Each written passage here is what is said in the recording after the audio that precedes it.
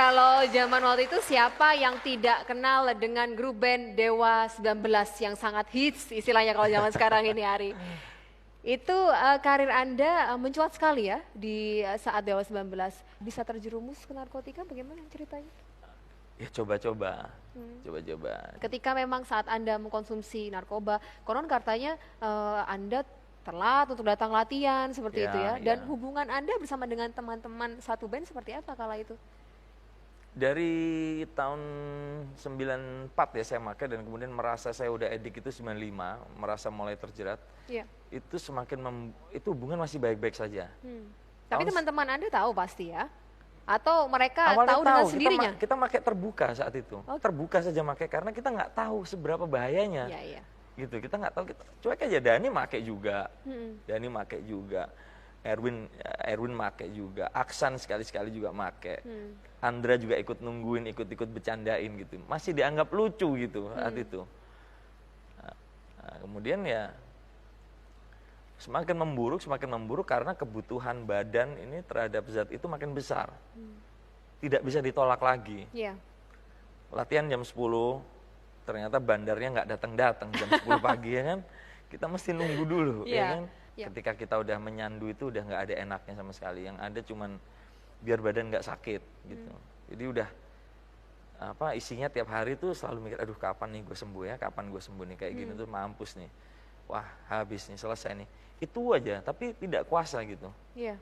Ini ada artikel Ari Lasso terkait dengan kondisi saat itu. Ini perlu kita konfirmasi kepada Anda. Kita lihat bersama-sama.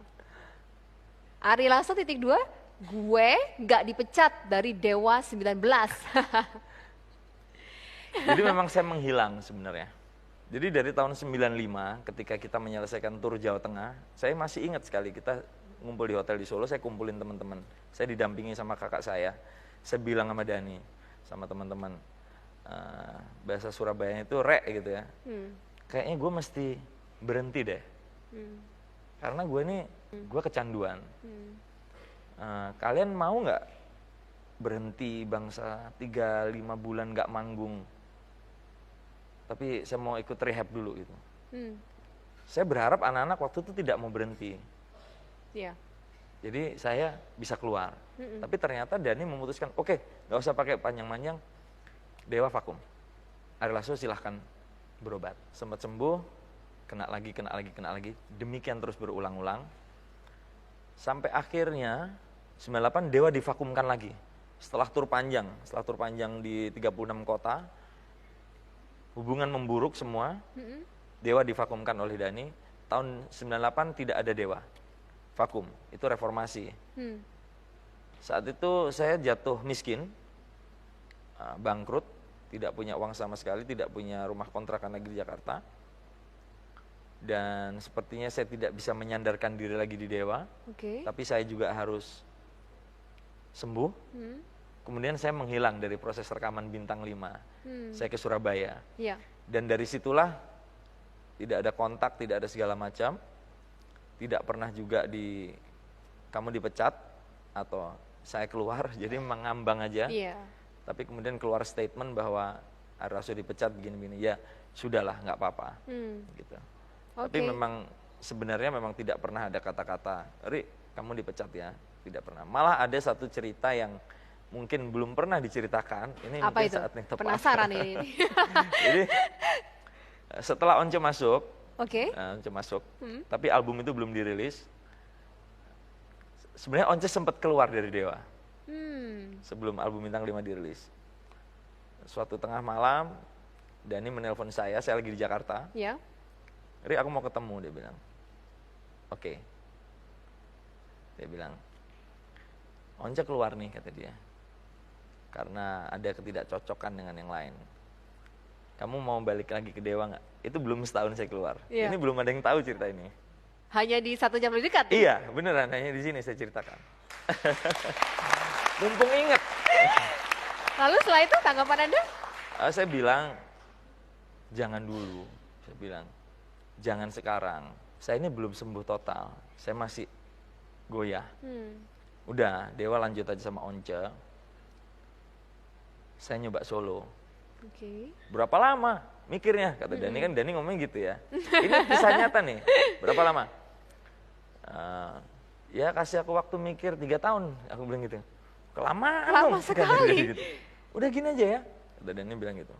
Pokoknya kalau kamu main-main ke studio Dewa dalam 1-2 hari atau 2 minggu ini, kamu main aja ke studio. Itu tandanya kamu balik ke Dewa.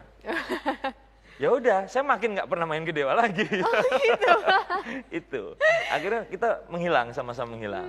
Tapi akhirnya nggak lama kemudian, beberapa hari kemudian, Once berhasil dirayu lagi. Dan kembali lagi bersama Dewa 19. Dan ternyata memang takdirnya yang paling indah memang seperti ini.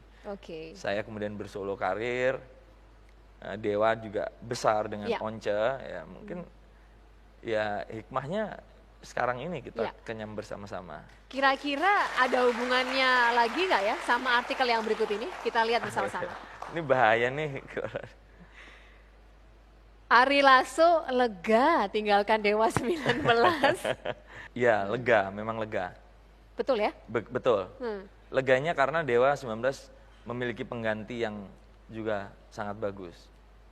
Jadi ketika Dani memperdengarkan suara Once, ini saat-saat goyah tuh ya, dia memperdengarkan gini, Ri, Dewa 19 vokalisnya 2 aja ya, kamu dan Once, yang mana suaranya? Saya bilang, Once yang mana sih? Diputer sama Dani.